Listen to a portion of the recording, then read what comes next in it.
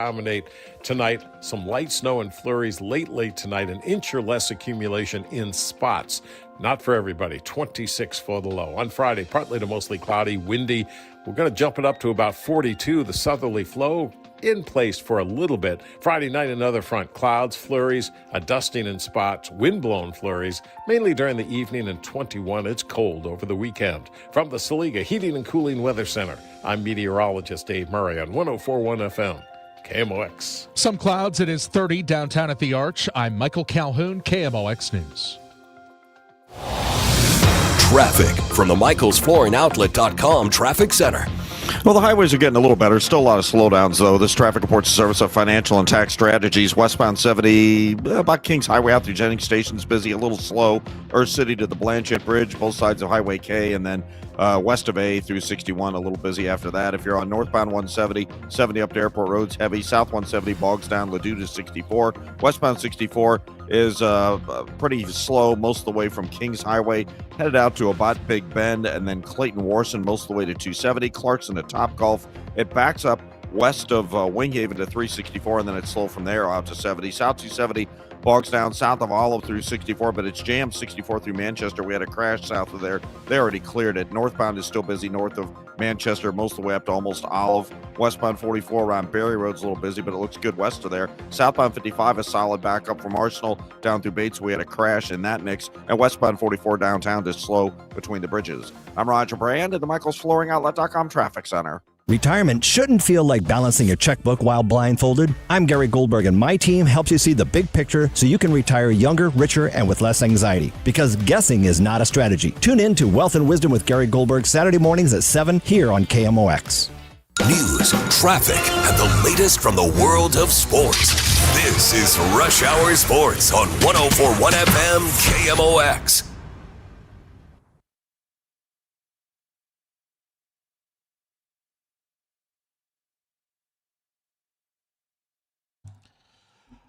It's Thursday on Rush Hour Sports. Matt Pauley, Kevin Wheeler with you here, hanging out, doing our thing. Tomorrow night we'll have the Triumvirate back. Bernie will join us, and we'll be talking more baseball, but I'm sure a lot of college, a lot of playoff football. Probably, I would think we'll save the national championship stuff for Monday. Maybe. Because the game's Monday, but I'm fine doing that any day. We can do more of that right now. I mean, I'm wearing my turnover chain hoodie, so you could just do like 24/7. I'm doing that in my head. Yeah, I'm doing that in my head nonstop. It is interesting. I'll say this. This will be the only college football talk today, and it'll be about a minute at most. I'll say it's interesting being in the position in a championship game of the underdog that's the heavy underdog, the one that people are like, they don't have a good chance or whatever. Because usually it's the other way around with Miami. And in fact, the last time they played for a national championship, it was the complete reverse of what it is right now. They were playing Ohio State, and Ohio State was the team that was a double-digit underdog, and they were a defense-first team that ran the football and didn't really have a passing game. And they obviously won that game. And Miami was a huge favorite. They hadn't lost in almost 3 calendar years at that point. So I could see a little bit of it. So it's interesting being on the other side. That doesn't bother me one way or the other. It's just interesting because normally in my fandom for Miami, usually we're the bigger dog in any of these big games. Not in regular games. We've sucked for basically 20 years. I shouldn't say suck, but by our standards, not winning anything. But in the past, it was always, we're the favorite. Of course we're the favorite. That's what we do. So it's kind of interesting being in the other spot. Yeah. Maybe that's good. It's neither, but it's just interesting. Yeah. Because it's not the way I've experienced these things in the past. I mean, it does feel like Indiana has to open up a door for Miami. Yeah, I would say the opposite way, and we'll do more on this in the next couple of days with Bernie tomorrow and then on Monday also. I think it's actually the other way around. As long as Miami doesn't open that door of making a bunch of big mistakes, they'll be fine. If they start with their stupid penalties and, unforced errors, they're going to get smoked. I mean, I've seen it already. They didn't get smoked by SMU. They didn't get smoked by Louisville, but those teams aren't as good as Indiana. But those are the reasons you lost those games, because you did these dumb things. If you play like you did against Ohio State, this will be a good game. I would. And if they play like they did against Ole Miss, it could be a really bad game. Then they're going to lose by 2 or 3 touchdowns, maybe more. Yeah. So, wide range of possibilities. which makes it interesting. We'll talk more about that coming up. All right, let's stick with baseball for a bit, Matt. And obviously, we covered a lot yesterday, some continuing fallout from the Arenado trade and where things are. We talked a lot about the offense. Let's talk a little more about the starting rotation as it stands today, because we've kicked it around. And this came up a little bit with Mike Farron when we had him on the other day, just kind of the outlook of the team, right? And they're not done. The offseason's not over. We know that this may not be the group that you open the season with. There may be some guys that we think are there that won't be. There may be some people that are acquired in trades that could be somewhat impactful, although I would anticipate more long-term impact than short-term impact. But I want to get to the rotation stuff because, here's what I guess let's talk about what we know. Okay? We know that you've got 3 members of the rotation that are going to be there barring injury, right? Dustin May, Matthew Liberatore, and Michael McGreevy. And I guess there's a scenario where McGreevy stinks in the spring and doesn't make the team, but I find it hard to believe just given what we saw from him last year. Yeah. So let's just say that's a 95%, right? But the other 2 are 100% barring injury. So we know 3, and you've built some depth up, right? Andre Palante is still here. And he's agreed to a contract already, so he's an option. Richard Fitz is an option. Got him from Boston. He's got a little bit of big league time. You've got Hunter Dobbins, same thing, a little bit of big league time coming from Boston there as well. And then you have Kyle Leahy, who will come into camp as a starter. We don't know if that's the way it's going to stay, but would you say that right now those are the guys to talk about for 5 spots? Yeah. I mean, again, not saying it won't change as the season goes, not saying somebody else won't come in that could change that. Right. But as of right now, that seems to be the group. And then eventually we hope that like Quinn Matthews is knocking on that door. Maybe Ishan Henderson is knocking on that door after a big year at AA last year. I think that you have more starting pitching depth for this coming year than you've had at any point in the last 2 years. And I heard Heim talk recently. I don't remember what press conference or what availability it was, but Heim recently spoke about the importance of AAA. And that's not something we hear very often in today's baseball. Very much AAA is the league or the level that you want to get guys through as quickly as possible. And I heard Heim talk about the fact that he thinks AAA is the only level that you don't go back to. That when you graduate from it, sometimes you return. So you can graduate from AAA and not succeed at the big leagues and go back to AAA. Generally, that doesn't happen at single A and AA. You typically don't go back from AA to A ball, but it does happen. It happens, but it's not nearly as common. It's not normal. Yeah. And he talked about the idea of checking that box and mastering AAA. And he was talking about it in terms of Quinn Matthews. Because Matthews, he was better at the end of the season last year, but I don't think we ever got the sense that Matthews had completely mastered AAA. So I actually think, and we'll see how this all plays out, I actually think we might see guys stick in AAA a little bit longer under this regime, because I think Chaim Bloom thinks it's important to really master that level before getting to the big leagues. It could be, and a lot of it will depend on how they're doing. If Quinn Matthews had been good last year, he would have been up at some point. Now, Bloom wasn't in charge, but he's the right. Matthews is the right age, given what he did in 2024. If he had repeated that in 25, he would have been up last year. Yeah, but that would have been included mastering AAA. That's correct. Yeah. Well, to the degree you can in 3 months or whatever. But yeah, I don't think you have to go through a full season. That's not what I'm talking about. But it has to be a legitimate amount of time. I don't know if it's a month, 6 weeks, 2 months, but it has to be a legitimate amount of time where clearly you got this. Yeah, and I'm not even breaking out the longer term names here. Like, I'm not breaking out Liam Doyle yet. You never know. He strikes me as a fast riser, but I'm not going there yet. He's still breaking himself in. But I'm not talking about Brandon Clark yet. I'm not talking about Chen-Wei Lin yet. I'm not talking about Tink Hence, because he's got to show you that he can be healthy before he's a part of this conversation. But even if you take those guys out, and those guys are very talented that I just mentioned there, take out Tanner Franklin. He's not in this conversation yet. In addition to the guys that we just listed, I didn't list Bryson Motts, who's close. He is. To being able to help you. But with Motts and Matthews and Ishan Henderson, I keep saying that wrong. And that's not counting eventual returns by Jerpy and Roby. That's because of injuries. I don't want to count that yet. You have more people that can help you at the major league level this year than you did last year, because all those guys we mentioned were basically high A, double A, moving their way up. Right. But Henderson and Motts and Matthews are basically ready if they're performing well enough. And we'll see if any of those guys go to the bullpen.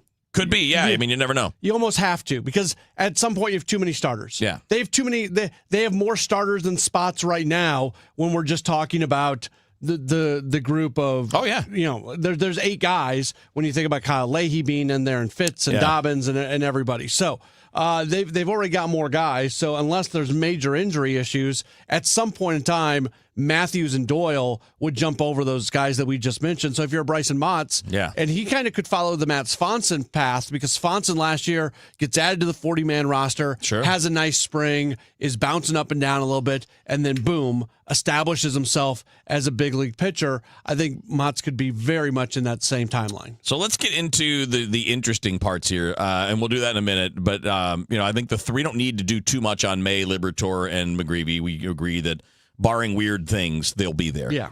So then it's down to, does Palante get another look because they're paying him $4 million?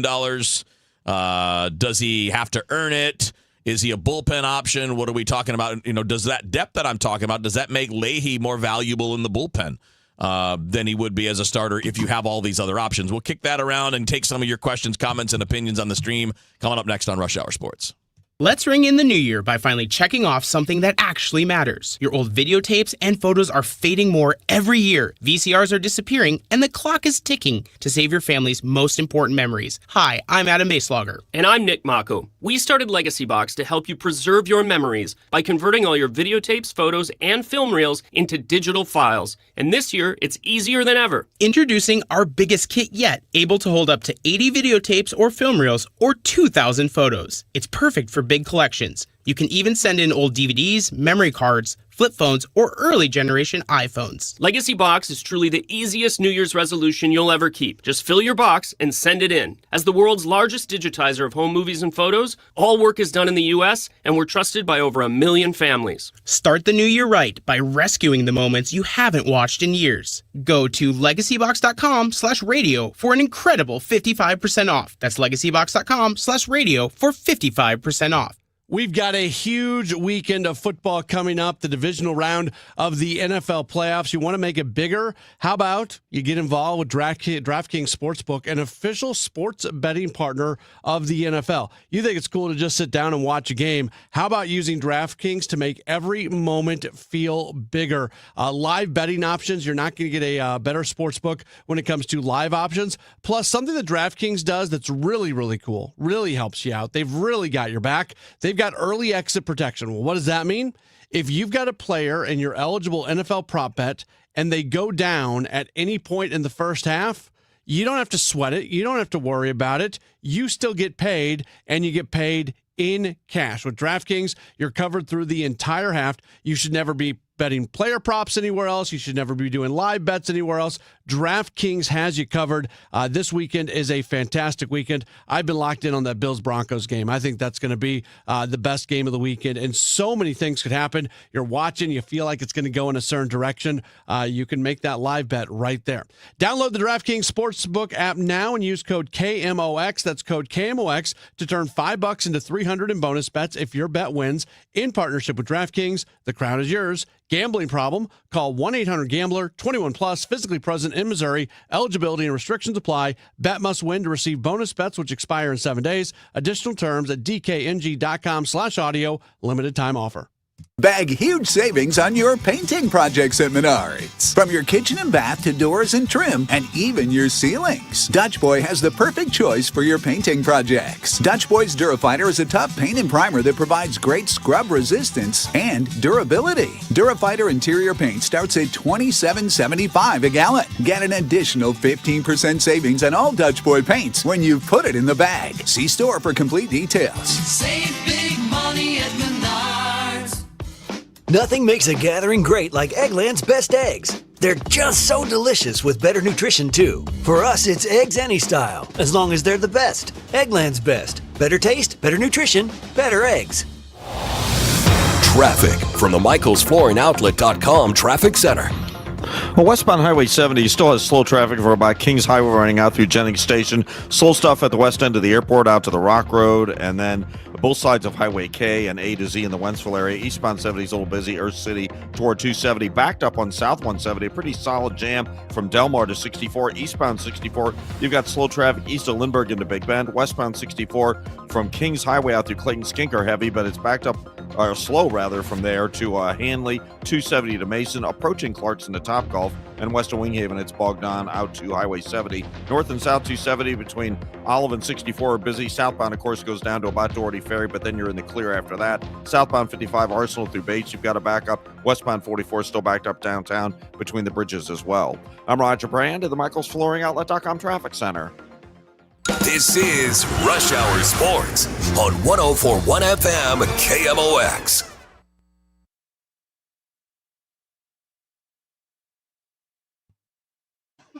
All right, we are rolling along on Rush Hour Sports. Matt Pauley and Kevin Wheeler with you here on a Thursday night.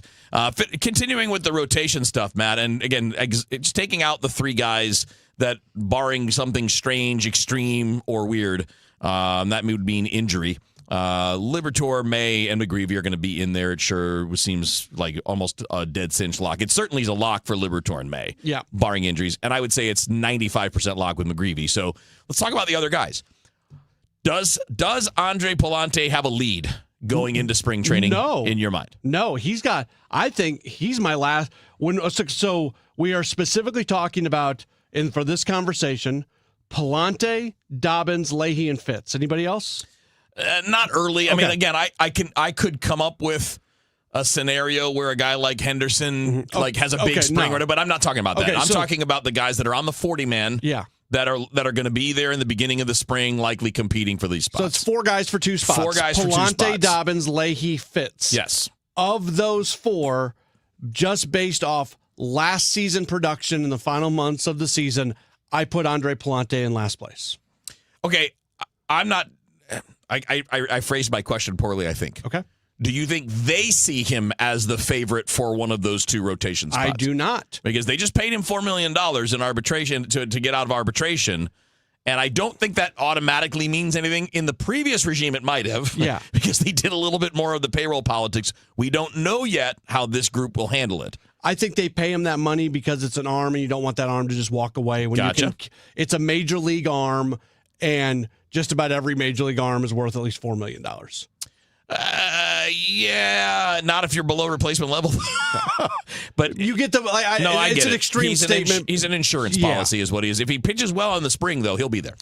If he has a good spring, I would guarantee you that he will be there. If he's doing the things that they're asking him to do, I'm not talking about his ERA.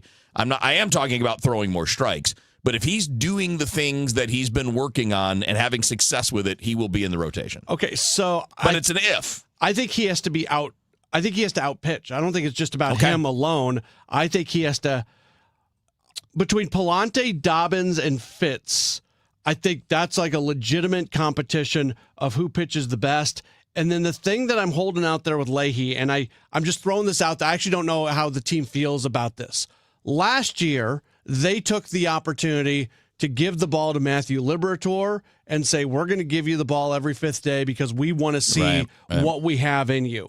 If they feel that way about Kyle Leahy may be on a little bit of there may be more of a scholarship for Leahy than those other guys if they feel like this is the opportunity to find out on him. I don't know if they feel that way or not, but of those four guys, that's the only guy that I see maybe being slotted in for reasons other than sheer production. Yeah, I think the new guys are fun in part because they're new. You know, they both throw a little bit harder than the guys the Cardinals have been running out there the last couple of years. And I'm speaking of Fitz and Dobbins. I feel like those guys are the ones that have to earn jobs. And I'm not saying that they won't. I'm not saying they're at a disadvantage, but they're both coming off injuries at the end of last year, and they're both pretty inexperienced at the major league level. I would expect it to be the two guys that are the incumbents on the team, Leahy and Palante, barring those guys simply outperforming the other two. And I think they should consider the needs in the bullpen as a part of this decision too. So let's say Leahy's pitching well as a starter, but then Fitz and Dobbins are as well. that would lead me to saying, and just me, not Chaim Bloom, just me saying, Leahy is a real asset in the bullpen. We know that. We need that. We will put him there, and these other guys will get this shot. But if they view Kyle Leahy long-term as a starter, this is your opportunity to put him into the rotation without the stakes being high. Yeah, I don't know why I would think that if I were the team for a 28-year-old player about to turn 29. Like, I'm not sure I look at it that way. And again, I'm not saying they're not. You could be totally right. They might be looking at it that way. I'm not seeing it that way. I'm seeing a guy that has never really had any success as a starter, including as a starter in the minors. His velocity plays up as a bullpen guy, and we saw one of that being a big part of the difference. Now, he also has improved. So is he better now than he was 3 years ago, 2 years ago? Yeah, I think so. They've so set him up for this, even what they talked about at the end of last season. And I push back on you, Kevin, on the Dobbins and Fitz thing more because of like recent history. And I know that the raw numbers for Dobbins and Fitz at the big league level last year with Boston aren't great. But when you break that down a little bit, I think those guys have I don't start them from zero just because they're starting in a new organization. I think they're in a really good spot. It's going to be really interesting to watch the way this thing plays out. And so it goes back to the Palante thing of why I kind of ding him. For Leahy, I really think that they want to give him every single opportunity possible to be a starter this year.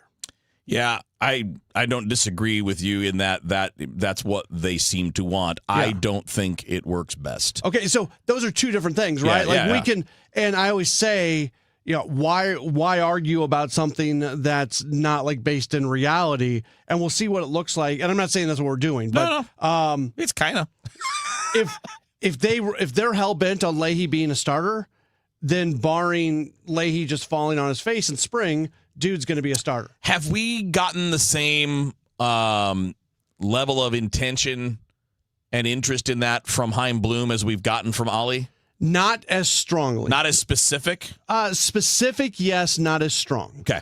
I feel like the manager has a say. I mean, he doesn't pick the roster, but he'll have a say in how the guys are used if they're there. I mean, so his voice matters in that. I feel like I've heard Ollie talk about it a million times, and I can only remember one situation where it caught my ear that they were talking about starting pitching possibilities, and Chaim, unprovoked, brought up Leahy's name.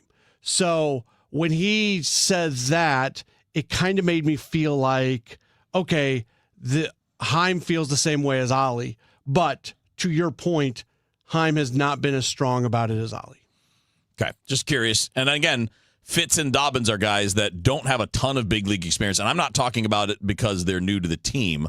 I'm talking about them being a little bit behind because they don't have full seasons in the major leagues under their belts like the other guys do. No, they don't. But Palante obviously has multiple seasons. You also didn't go trade for those dudes for them not to be around. We're going to see them. And I think that's something that we all have to talk about. And this can be something we can continue on with after the news. The opening day roster is not going to be the final roster. Right. This roster is going to change a lot as the season goes along. A lot more than last year. There are going to be injuries that are going to cause some guys to be pulled in. You're going to probably, I would think, even some of these trade talks will carry into the season for some players. And, we'll see where that all goes. And some guys are going to fail. And I don't think the guys who got a lot of runway last year get that same runway this year. Agreed. I think production and performance matters more this year than it did last year. For these specific players. Right. Yeah. If the Kyle Leahy thing happens, then you kind of put him into a different bucket. Yeah, and look, guys like Fitz and Dobbins also could play in the pen. They could. Right? Like if Leahy makes the rotation and you're just like, man, Fitz has just been too good. We can't send him to the minors. You could use him in there because he throws hard enough where you could still get some production out of him in that way. And they want relievers that can give you multiples. There Both those guys can do that. Yeah. And look, it's okay to think outside the box. If they want to do some true piggybacking where they go 5-4 and try to give the rest of the bullpen off, it's a gamble because if one of those guys blows up on you, right, then the bullpen might be in shambles for 3 days. But you could try a piggyback. Nice. Yeah, I think so. It'd be fun to have options. Yeah. I know last year injuries were a big part of the reason why you didn't have guys to call up. And hopefully with this depth building up towards the top, you'll have some more options if things go wrong. All right, stick around. When we come back after the news, we're going to get into a little bit more of that topic on the depth, and we may do a little NFL playoffs later in the show as well here on Rush Hour Sports. And at 5:30 right now, we've got the news sponsored by Michael's Flooring Outlet, the flooring experts, michaelsflooringoutlet.com. Partly cloudy sky and 29 degrees downtown at the Arch. A Metro East congresswoman speaks in front of U.S. steel executives and others in Washington, D.C. Democrat Nikki Budzinski praised union steelworkers in Granite City for fighting to get a blast furnace back up and running, but says they deserve to know more about the plans for them past the year 2027. For over 125 years, the steelworkers of Granite City have been the backbone of American infrastructure. But for too long, these families have lived under a cloud of uncertainty, bouncing between idled blast furnaces and temporary restarts. No answer was given from U.S. Steel executives about Granite City's factory, but they expressed a good outlook for the industry as a whole. A homeless camp near Cass in North 10th now has a makeshift warming shelter, but concerns over its safety are drawing the city's attention. The shelter was made in a few days out of wood and old billboard banner and is warmed by a propane heater. Mayor Kara Spencer's worried about a potential fire. I do not want to see the loss of life for anybody taking shelter in a very clearly unsafe structure. Carpenter Ryan Johnson built the structure to give the homeless camp a place to warm besides the shelter a quarter-mile away because of concerns that their items could be stolen there. He believes it is safe, but stresses to the unhoused to not turn this into a tragedy. I don't want to do an interview with you in 2 weeks. It caught fire or something happened in there, and then it's like it was pointless. And I don't want to be a I told you so situation. So it's like I told them, if this gets messed up, it's going to make them look even better, and they're going to sweep the whole thing around. The mayor says the city is not demolishing the structure at this time, but wants to work with that volunteer carpenter to make it safe. Scientists expect the crowd at Saturday's NFL playoff game between the Seattle Seahawks and San Francisco 49ers to generate so much energy that they've installed earthquake measuring equipment at Seattle's Lumen Field. The inspiration? Oh, my word! Seahawks running back Marshawn Lynch's 67-yard touchdown in the 2011 playoffs. The Beast is alive and well! It became known as Beastquake after raucous fans triggered seismic equipment. That one was kind of serendipity that we discovered that there was a seismic signal when that happened on one of our regular stations that was across the street, actually. Pacific Northwest Seismic Network Director Harold Tobin. He says they've set up 6 seismometers around the stadium for fun and for educational purposes. They'll be sharing the results online. Heather Bosch for CBS News, Seattle. A pair of U.S. senators settle a bet over the Chicago Bears versus Green Bay Packers playoff game. Here's Terry Keshner. Illinois Senator Tammy Duckworth and Wisconsin Senator Tammy Baldwin went to social media before last weekend's big game for a friendly wager. You know the deal. If the Packers win, you have to wear this. I think it still might be warm from the last time you had to wear it. Well, if the Bears win, you have to wear this jersey. I think orange and blue will look great on you. Yes, the losing lawmaker had to wear the other team's jersey, so Senator Baldwin, though she apparently waited until yesterday, finally did post a photo of herself wearing that Bears jersey, giving 2 thumbs down with the caption, "As much as this pains me, Senator Duckworth, a deal's a deal, but the Bears still suck." All right, deal.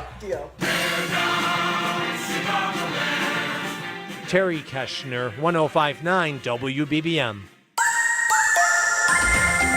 From the Saliga Heating and Cooling Weather Desk for tonight, we could see some light snow and flurries. Should be less than an inch in spots. Low 26 degrees for tomorrow. Partly cloudy, high 42, but that temperature is going to drop through the afternoon. And we'll have snow flurries tomorrow night. Dusting in spots. Tomorrow night's low 21. Right now, partly cloudy and 29 downtown at the Arch. I'm Michael Calhoun, KMOX News. KMOX, celebrating 100 years. Presented by Purina, your pet, our passion. Now, a KMOX pioneer.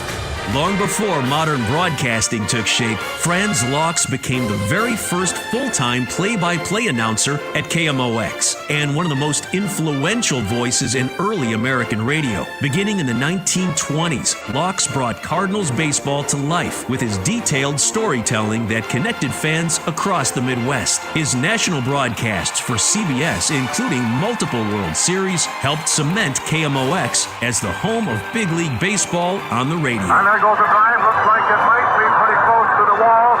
It's taken out there in right field for the third down. A true pioneer, Franz Laux laid the foundation for every great sports broadcaster who followed and helped build KMOX into the sports voice of St. Louis. Franz Laux, a KMOX pioneer. Okay, I have to tell you, I was just looking on eBay where I go for all kinds of things I love, and there it was. That hologram trading card. One of the rarest, the last one I needed for my set. Shiny like the designer handbag of my dreams. One of a kind. eBay had it, and now everyone's asking, ooh, where'd you get your windshield wipers? eBay has all the parts that fit my car. No more annoying. Just beautiful.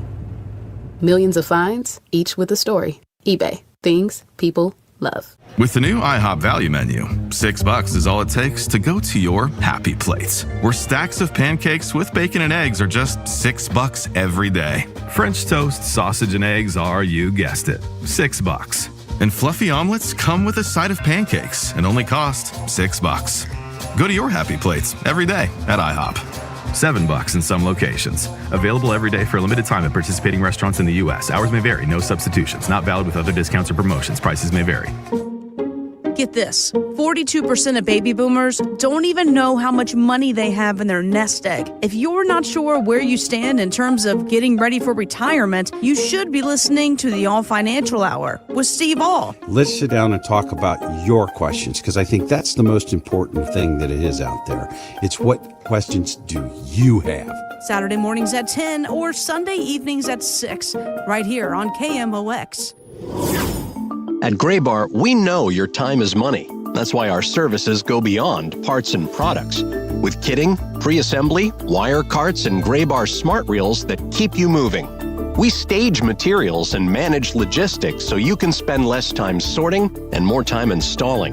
And with locations nationwide, we deliver when and where you need it, working to make your job easier every step of the way. Yep, Graybar does that. When you're learning something new, experience matters. At Lifestyles Unlimited, we've spent over 30 years teaching people how real estate investing works and how to build income with a clear, step-by-step strategy. Our program is designed to help you learn what to do, why it works, and how to take action at your own pace. Join today for just $297, a 60% savings off the regular price.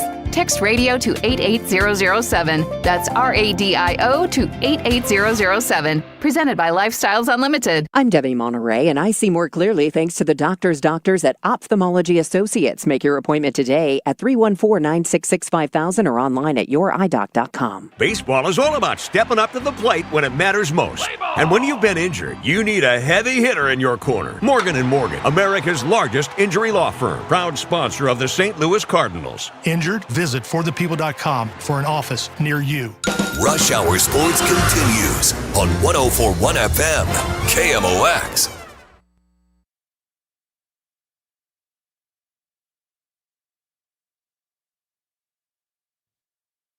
Rush Hour Sports on KMOX. Matt Pauley, Kevin Wheeler with you here until the top of the hour. And I understand, Matt, that we have our special baseball show tonight. We do. Countdown to opening day. It's Claibs and I recorded I'm acting like it's a mystery. I know.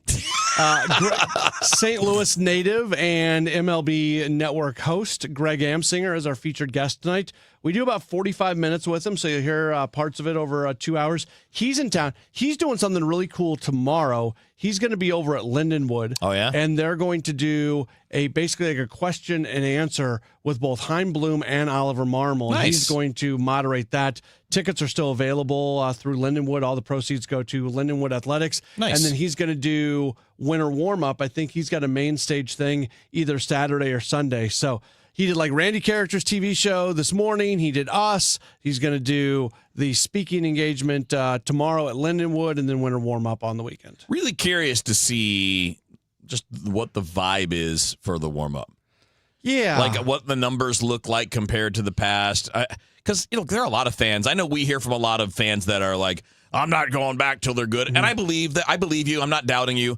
But I also know that there are a lot of fans that just love baseball. Yeah. And it's the winter, and it gives you a little break from the winter. Yeah, and this one actually bugs me a little bit because I think this is different than not going to games because all the proceeds goes to Cardinals Care. Yeah, this is all for charity. Yeah, and so Cardinals Care does incredible. They support so many other charities. Yes. I don't think folks out there just realize the the impact that Cardinals Care has on the community. So when people lump in not going to winter warm-up with not going to Cardinals games, that does irk me a little bit because I know what that money goes towards. All right, we got a little more pitching talk coming your way after a quick check of traffic. See how things look on the roadways with Captain Roger Brand.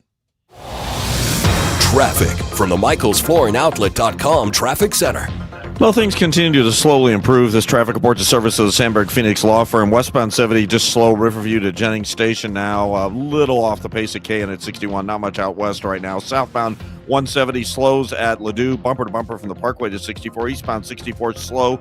Midway in from Lindbergh to McKnight. A backup briefly at the Intervale to about Big Bend. Westbound 64. Kings Highway out to Big Bend is on the brakes. It's still slow west of Clarkson to Topgolf and approaching 364 busy all the way out to Highway 70. South 270, 64 down to Doherty Ferry, but then you're in the clear. Southbound 55, south of Gasconade debates, just kind of slow there. Westbound 44 is still kind of busy downtown between the bridges. North 170, Scudder up to Airport Road's a little off the pace as well. I'm Roger Brand at the MichaelsFlooringOutlet.com Traffic Center. At Sandberg Phoenix, we're more than just a law firm. We're partners committed to you, your business, and your community. From family law to litigation, we're ready to serve. Visit SandbergPhoenix.com. The choice of a lawyer is an important decision and should not be based solely on advertising. All right, back to Rush Hour Sports. Matt Pauley and Kevin Wheeler with you here. When we're looking at the pitching, Matt, we're obviously looking at a different kind of staff. Not all the way, like the major league guys, like Liberatore, still Liberatore. McGreevy still McGreevy, Palante still Palante. But as you're looking at some of the other names, like Fitz and Dobbins are a little bit different, a little bit harder throwing. Dustin May, that's a big arm. That's not the kind of player that they've targeted very much in the past. And then you look at all the guys that have been targeted in both not all, but the big names that were targeted in the draft, Tanner Franklin, Liam Doyle, guys like Brandon Clark in the trade with Boston. You can see that emphasis shifting towards guys that throw hard and miss bats. Yeah, as it should. Welcome to modern baseball. I was going to say, I've been complaining about this since my previous job. I've been complaining about this for about 6 or 7 years now. And I'm glad that it's happening. I just wish it would have happened sooner. Yeah, and that doesn't mean that there's not a spot in baseball for pitch to contact, be crafty with your pitches, guys.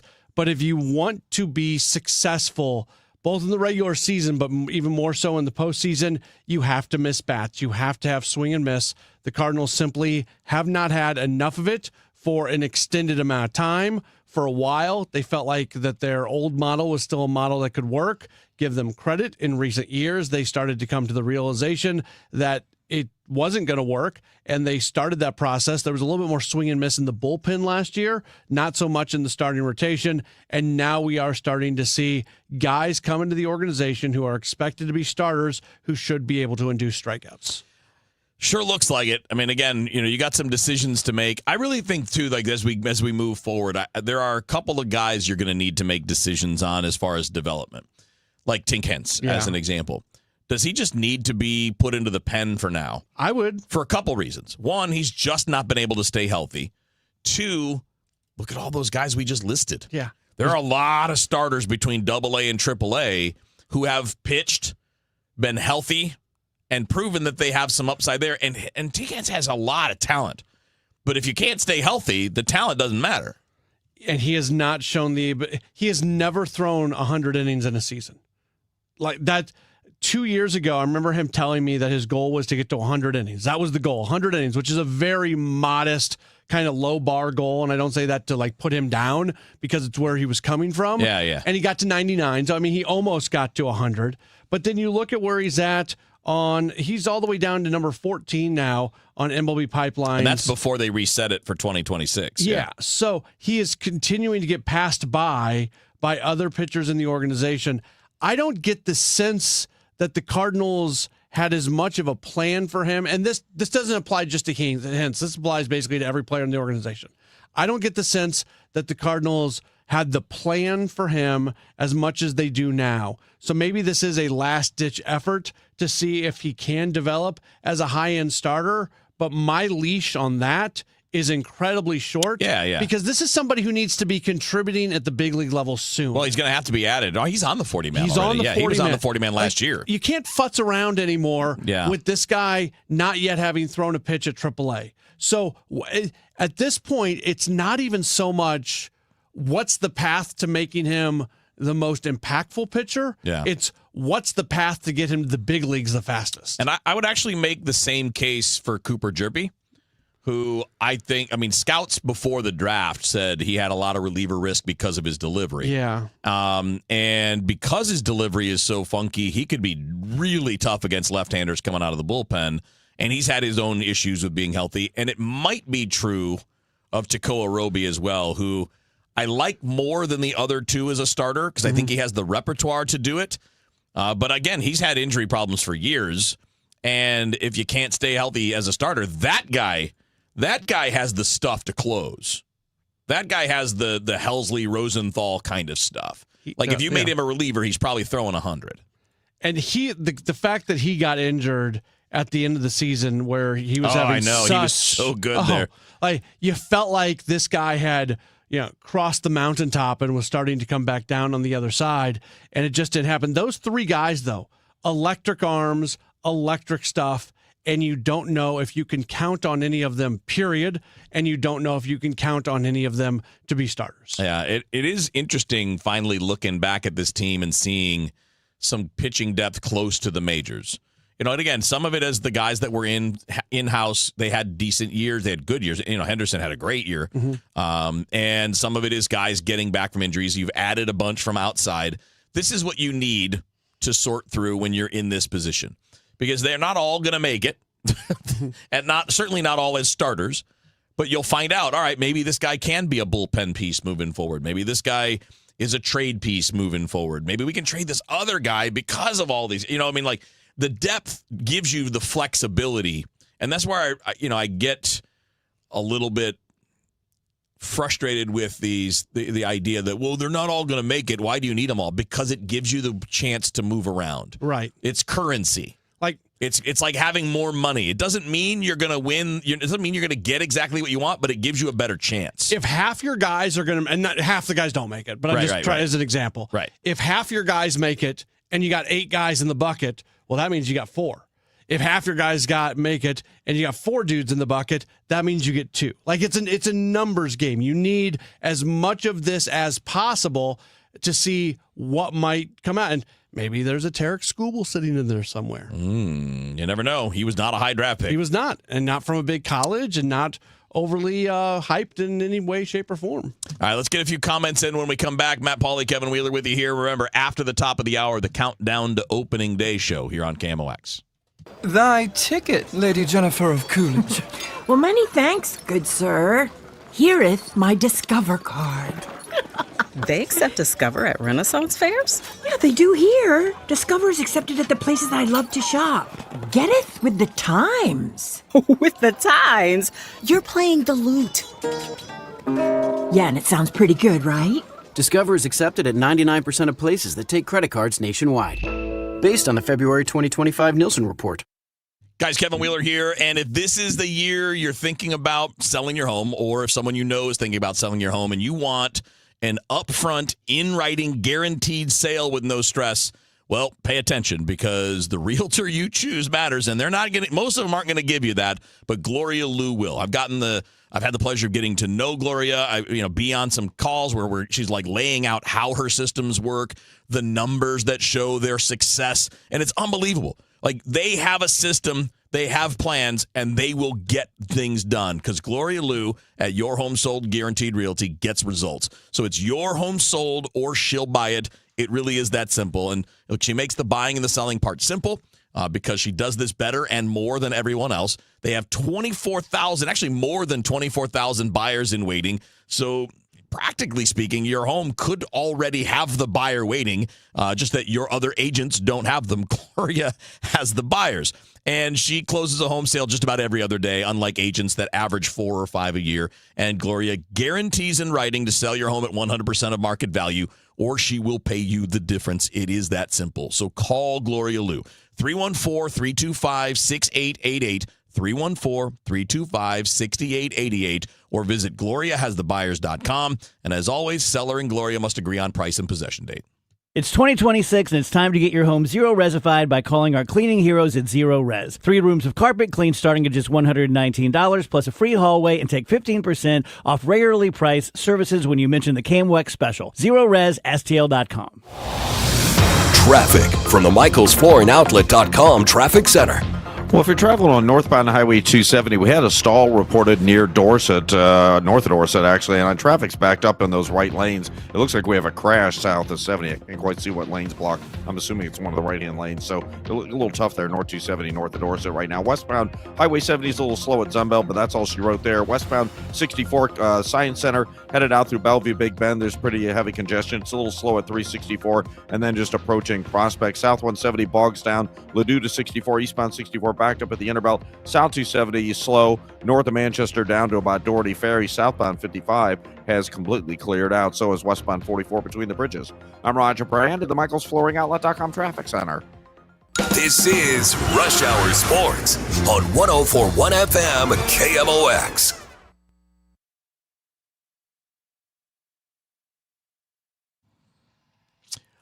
All right, Rush Hour Sports. Matt Pauley, Kevin Wheeler with you here. I got a few messages we're going to sort through here.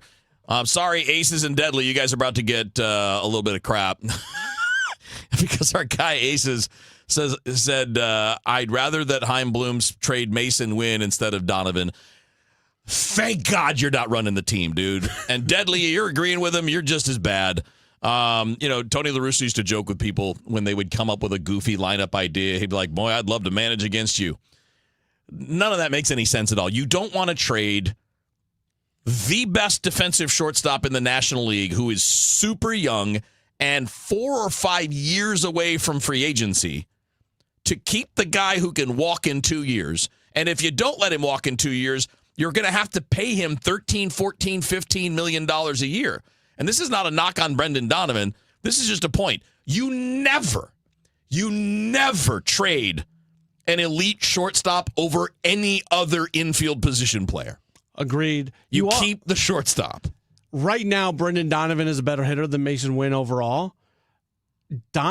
Wynn's ceiling might be higher than Donovan's ceiling. Of course it is. Okay.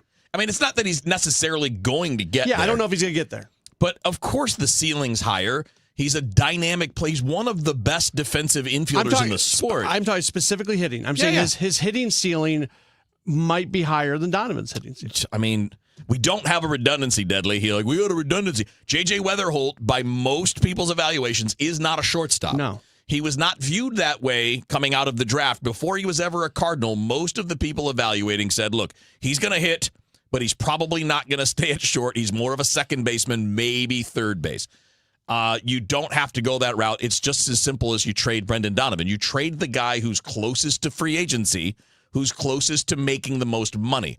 Because the money you spend on that player is going to be money you cannot spend on a bigger impact player when the time comes. It's actually part of the reason I'd want them to trade Donovan, because I'd rather them not mess around with Weatherholt at third for a year. I'd rather him just get in at second and stay there. I mean, it's not the end of the world if that happens. I agree with you. And look, I don't mind if you keep Donovan. That's not the argument. The point is, you're not keeping Donovan over Wynn. That's nonsense. Wynn's not getting traded. No. And if he did, it's not because of this. I mean, you're not. I don't understand why people don't understand the simplest things about the sport they proclaim to love. Like, pay attention to how the game works and what has value and where you're combining the impact on the quality of the team, the impact on wins and losses, as it relates to how much you're being paid. And by the way, we can quantify these things. Like, sometimes you and I will be a little bit dismissive of defensive impact because the Cardinals have been the organization that have valued defense way more than they should. But you can go look at Wynn's defensive numbers and see just how much he impacts the game from that side. Plus the fact he's got a bat with pop that is continuing to evolve. Yeah, and again, he's not a better hitter than Donovan now. We both agree with that. I mean, neither of us is arguing that at all. And Donovan is not even a guy that you really want to move unless you're in this situation. Yeah. If you're in a situation where you're like, oh, you know what, we're going to try to bounce back next year. And even then, though, you probably still do it because of the value. Now, if we find out that he doesn't have the trade value that we thought and he ends up sticking around, okay, that's fine. You're a better team with Brendan Donovan. Yeah. But it's about the timing of it and what does it cost you. So if you have J.J. Weatherholt and you have Mason Wynn, you have other options at third base for now. But down the road, you're going to have to add some players, and you're going to have the positions to add them to. It's not like Donovan is one of the guys that is a long-term answer unless you're going to pay him a lot. Now, let me ask you this. If you're Brendan Donovan, what amount of money does it take you to avoid going into free agency where you can see what the best bidders are on a team that's currently rebuilding when you have no idea when they're going to turn it around? Yeah, I think last year if they would have offered him, say, like a 3-year deal, I think he would have gladly engaged in that. Clearly, obviously, he would have done a 2-year deal.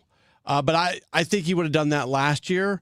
With where he's at right now, I have a hard time believing he would engage with the Cardinals on any type of multi-year extension. If I were him, I would much rather go into free agency. Yeah. And it's not a knock on the team.